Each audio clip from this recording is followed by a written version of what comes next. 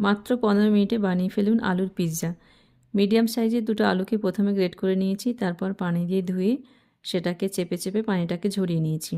তারপর এতে একটা ডিমকে ভালো করে মিক্স করলাম। এরপর অ্যাড করলাম অরিগ্যানো, গোলমরিচের গুঁড়ো আর চিলি ফ্লেক্স। তারপর অ্যাড করলাম 1 টেবিল চামচ ময়দা।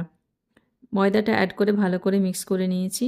আর নুনটাকে একেবারে লাস্টে অ্যাড করব।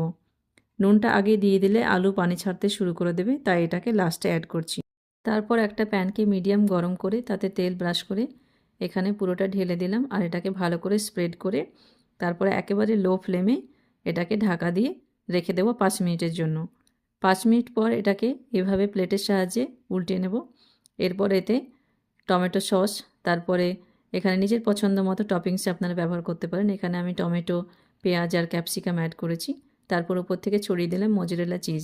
আবার এটাকে ঢাকা দিয়ে 5 মিনিট রেখে দেবো। আর 5 মিনিট পর পিৎজা পুরো রেডি। খুব সহজেই বানানো যায় আর খেতেও দারুণ টেস্টি হয়। আপনারাও ট্রাই করে দেখুন।